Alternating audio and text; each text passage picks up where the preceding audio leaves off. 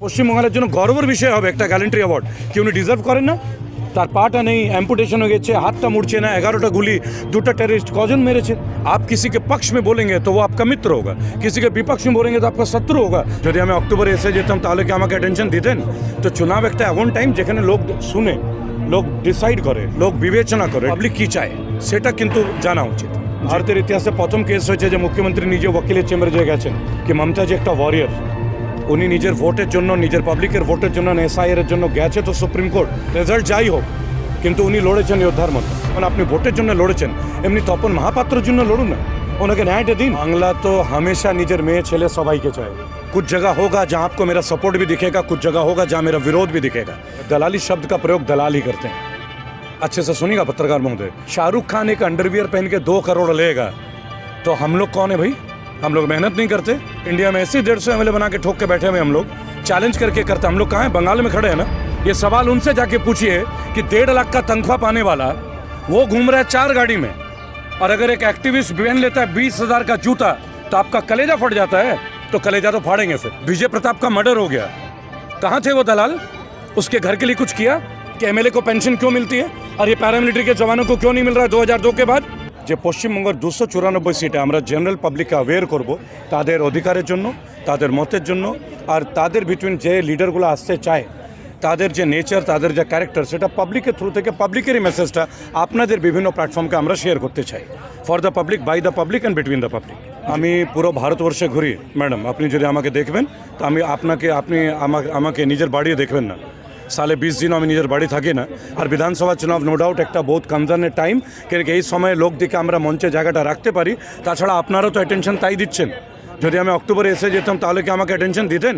তো চুনাव একটা এমন টাইম যেখানে লোক শুনে, লোক ডিসাইড করে, লোক বিবেচনা করে, ডিসকাস করে। এই ডিসকাশনটাই তো আমরা চাইছি, যে পাবলিকের ডিসকাশনটা, যেমন লোকদের আওয়াজটা মাননীয় মুখ্যমন্ত্রী, মাননীয় অপোজিশন সবাই তো চায়, পাবলিক কী চায় সেটা কিন্তু জানা উচিত। জি, আমি নিজের পারসেপশন দেবো না কি শুভেন্দু কি মমতাজি, আর আমি একটা জিনিস আজ আপনাকে বলবো কি মমতাজি একটা ওয়ারিয়ার, উনি নিজের ভোটের জন্য, নিজের পাবলিকের ভোটের জন্য, এসআইআর এর জন্য গেছে তো সুপ্রিম কোর্ট। শি হ্যাজ শোন অ্যাজ এ মুখ্যমন্ত্রী, ভারতের ইতিহাসে প্রথম কেস হয়েছে যে মুখ্যমন্ত্রী নিজে ওকিলের চেম্বারে যে গেছেন, রেজাল্ট যাই হোক কিন্তু উনি লড়েছেন যোদ্ধার মতন। আর আমি এই প্রেস কনফারেন্সে ওনাকে একটা রিকোয়েস্ট করেছি যে 20 সাল থেকে আমাদের তপন মাহাপাত্র যে নিজের পাটা হারিয়েছে, 11টা গুলি খেয়েছে, 2টো আতঙ্কবাদীকে মেরেছে, ওনার গ্যালেন্ট্রি অ্যাওয়ার্ডের জন্য উনি সুপ্রিম কোর্ট কেন যাচ্ছেন না? আপনাদের মঞ্চ থ্রু থেকে আমি চাই যে আমার আওয়াজটা ওনার তক আপনি পৌঁছে দিন। তার জন্য মমতা বন্দ্যোপাধ্যায়কে যদি রেবেল ফাউন্ডেশনের যা সাহায্য দরকার হয়, আমাদেরকেও দেশ বিদেশ সবাই দেখছে, আমরাও ন্যাশনাল ইন্টারন্যাশনাল প্ল্যাটফর্মে কাজ করছি, বিভিন্ন বড় বড় মুদ্দায় আমরা ওয়ার্ক করছি, সোনাং ওয়াংচুকের জন্য, আইপিএস সঞ্জীব ভট্টের জন্য। খালি একটা রাজ্য তো রাজ্য নেই, পুরো জায়গায় আমরা কাজ করছি। তো এই আওয়াজটা যেমন ওনার তক পৌঁছে, যেমন আপনি ভোটের জন্য লড়েছেন, এমনি তপন মাহাপাত্রর জন্য লড়ুন না, ওনাকে ন্যায়টা দিন। এটা তো পশ্চিমবঙ্গের জন্য গর্বের বিষয় হবে একটা গ্যালেন্ট্রি অ্যাওয়ার্ড কি উনি ডিজার্ভ করেন না। তার পাটা নেই, অ্যাম্পুটেশন হয়ে গেছে, হাতটা মুড়ছে না, 11টা গুলি, 2টা टेररिस्ट कौन মেরেছে বলুন তো? कौन মেরেছে ভারতে? আর যে মেরে পুরো 20 সাল থেকে খালি এই বলছে যে টাইম हो गया, क्या टाइम हो गया? চন্দু চ্যাম্পিয়নকে যদি অর্জুন অ্যাওয়ার্ড দেওয়া যেতে পারে 30 সাল পরে, তো আমাদের ভাই, আপনাদের ভাই পশ্চিমবঙ্গের এই সৈনিক তপন মাহাপাত্র কেন ন্যায় পাচ্ছে না? এটার জন্য আমরা মমতাজির সাথে দেখা করতে চাই, আর আমরা চাই এই যুদ্ধটা উনি লড়েন আমাদের সাথে। উনি ওয়াকফের নিয়ে কিচ্ছু কেন বলেননি, কিন্তু এই প্রশ্নটা তো আপনার মমতা বন্দ্যোপাধ্যায়ের সাথে হওয়া উচিত না। আমি তো মমতা বন্দ্যোপাধ্যায় নই প্রথমবার, আমরা তো নিজের আওয়াজ রাখি, তো আমি কি করে বলে দেবো আমি কি ওনার হ্যান্ডেল নাকি, কি আমি ওনার পিএ? এটার জন্য তো অভিষেক দাকে জিজ্ঞেস করুন, অন্যকে জিজ্ঞেস করুন, অপোজিশনকে জিজ্ঞেস করুন। এই প্রশ্নটা আমার জন্য অ্যাপ্লিকেবল নয়। দেখুন, যদি কোনো ভালো স্টেপ উনি করেছেন প্রথমবার, তো সেই স্টেপটা নিয়ে তো আমি বলবো না ভাই। 1.5 করোড়, আমার বাবাও এখানেরই ভোটার, বাঁকুড়ায় থাকেন, ওনার ভোটের জন্য প্রবলেম এসেছে, তো আমরা ন্যায়ের জন্য তো বলবো। উনি আমাদের জন্য গেছেন, তপন আমার ভাই তো নয় না, আমার সাথে এক জায়গায় থাকে, তো আমি আওয়াজটা কেন উঠাচ্ছি? কেন কি পশ্চিমবঙ্গের? তো যদি ওয়াকফের জন্য কোনো ম্যাটার আছে, আপনার আওয়াজটা তো বহুত বুলন্দ আওয়াজ, মাইক নিয়ে পৌঁছে যান। আপনার সাথে আমিও লেগে যাবো যে দিদি এনার প্রশ্নের উত্তরটা দিন, এটা প্রয়োজন আছে। বলুন। নাম্বার 1 বাঙাল, নাম্বার 1 এটা প্রথম রাজ্য যেখানে আমরা সবাই মেয়ে চাই। আমিও নিজের মেয়ের বাবা। প্রথমবার এখানে অর্থদের প্রতি সবচেয়ে কম গম্ভীর অপরাধ অ্যাজ অ্যাকর্ডিং টু এনসিআরবি, এটা আমি বলছি না, এটা সেন্ট্রাল গভর্নিং বডি বলছে, যেটা মোদিজি দেখেন। দ্বিতীয়বার, আমাদের এখানে আজকের ডেটে সবাই স্বাক্ষর বা শিক্ষিত। তৃতীয়বার, এখানে হিন্দু হচ্ছে মুসলমান সবাই, বাচ্চাদের নাম বাবন, পাবন, পিন্টু, টুকাই সব তো আছে কি না? সেটা রেস্ট অফ ইন্ডিয়া আপনি পাবেন না, কোথাও পাবেন না। বাংলা তো हमेशा নিজের মেয়ে ছেলে সবাইকে চায়, খালি মেয়ে কেন, বাংলা তো সমান্তর প্রতীক। রাজা রামমোহন রয় সতীকে হাঁটিয়ে চাইল্ড ম্যারেজটাকে বন্ধ করে কি করেছিলেন? নারীর হাতে একটা দিয়েছিলেন না। আর আমরা তো মানি জননী জন্মভূমি চ স্বর্গাদে পিছে গড়ি আসি।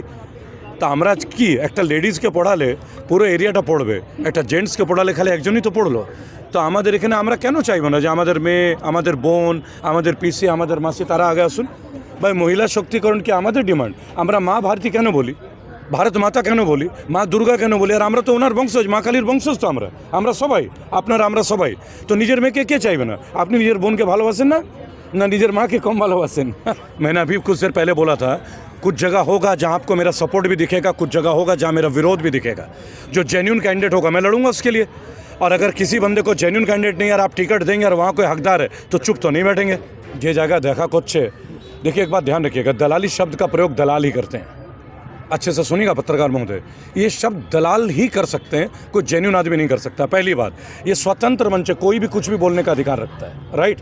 तो आप इस प्रश्न को बचा के रखिए लंबे टाइम तक। दूसरी बात, हम चौड़े होकर एक बात बोलते हैं, अच्छे से रिकॉर्ड करके पहुंचाइएगा। शाहरुख खान एक अंडरवियर पहन के 2 करोड़ लेगा तो हम लोग कौन है भाई? हम लोग मेहनत नहीं करते क्या? हम लोग परिवर्तन नहीं करते? इंडिया में ऐसे 150 MLA बना के ठोक के बैठे हुए हम लोग, चैलेंज करके करते। हम लोग कहाँ हैं? बंगाल में खड़े हैं ना, कोई स्टूडियो में बैठ के वीडियो तो नहीं बना रहे। आप किसी के पक्ष में बोलेंगे तो वो आपका मित्र होगा, किसी के विपक्ष में बोलेंगे तो आपका शत्रु होगा। पर हम लोग हक के लिए लड़ते हैं भाई। सीधी सीधी बात मैं आपको बता रहा हूँ, बहुत सीधी बात। आप अगर और सीटों को लेके भी मेरे से चर्चा करेंगे ना, मैं उसके ऊपर भी वायरल होऊंगा। दूसरी बात, सोशल एक्टिविस्ट को केंद्रीय सरकार ने MSME के अंदर लिया है। मैं जो कमाता हूँ वो टैक्स देता हूँ, I am paying taxes for it. पहले सोशल वर्क टैक्स के अंदर नहीं आता था, एग्जेम्प्टेड था। अभी MSME में, यानी सरकार को अगर आप एक कुत्ते को दूध भी पिला रहे हो ना सड़क में और उसके लिए फंड रेज कर रहे हो तो आपको पैसा सरकार को देना पड़ेगा। That is social work. तो एक छोटी सी बात बताइए, क्या पत्रकारों और एक्टिविस्टों के बच्चे, पत्रकार महोदय, वो क्या स्प्लेंडर बाइक में घूमेंगे? और ये MLAs के बच्चे फॉर्च्यूनर और BMW में? हमारे बच्चों ने पाप किया है क्या? क्या हमें अधिकार नहीं है? कौन सा MLA ऐसा आप मुझे बता दीजिए जिसके घर में 4 फॉर्च्यूनर ना हो, जिसकी बीवी फॉर्च्यूनर में ना घूमता हो? तो तब दलाली नहीं होती? ये सवाल उनसे जाके पूछिए कि 1.5 लाख का तनख्वाह पाने वाला वो घूम रहा है 4 गाड़ी में, और अगर एक एक्टिविस्ट पहन लेता है 20,000 का जूता तो आपका कलेजा फट जाता है। तो कलेजा तो फाड़ेंगे, फिर कलेजा नहीं, आपका सीना भी फाड़ेंगे। क्योंकि कोई भी एक्टिविस्ट, कोई भी पत्रकार एक बूढ़े लुक में कुर्ता फटा हुआ चप्पल पहन के नहीं घूमेगा। हम इस चीज़ को बिलीव नहीं करते हैं। और देखिए पत्रकार महोदय, आपको आज एक बात बोल दे रहा हूँ, निश्चित तौर पे 5,000 से ज़्यादा पत्रकारों ने मेहनत की है, तभी आज तमाम चैनल भी उतर के आए हैं ना, फेसबुक और यूट्यूब में भी, या नहीं आए हैं? आज हमें कोई सैलरी तो मिलेगी नहीं। चलिए मैं आपसे एक बात पूछता हूँ, विजय प्रताप का मर्डर हो गया, कहाँ थे वो दलाल? उसके घर के लिए कुछ किया? छत्तीसगढ़ में सुकेश के लिए कुछ किया गया? सोनम वांगचुक जेल में, समझिएगा। तब कहाँ चले जाते हैं दलाल? तब हम ही लोग पहुँचते हैं ना। IPS संजीव भट्ट, गोधरा कांड के एकमात्र गवाह, कौन खड़ा होता है पालनपुर जेल में? कभी गए हैं पालनपुर जेल? 2 ही शख्स दिखेंगे आपको, एक श्वेता भट्ट, दूसरा ये जो मंच पे खड़ा है आपके साथ। कोर्ट बंद हो जाते हैं, चाय की दुकानें बंद हो जाती हैं। कभी प्रश्न कीजिएगा कश्मीर में प्रेस क्लब क्यों नहीं खुलता? UAP में 119 बच्चे क्यों बंद हैं? वो भी यूथ जर्नलिस्ट हैं, हजरतबल यूनिवर्सिटी से पास हुए, उनके लिए तो कोई आवाज़ नहीं उठता। भी दलाली कहीं चली जाती है क्या? देखिएगा, हर मंच को अधिकार है, हर व्यक्ति को अधिकार है कि अपने जीवन को अपग्रेड करे। कोई ये तय नहीं करेगा कि कौन किसके लिए काम करेगा, क्या लेके काम करेगा। अधिकार है।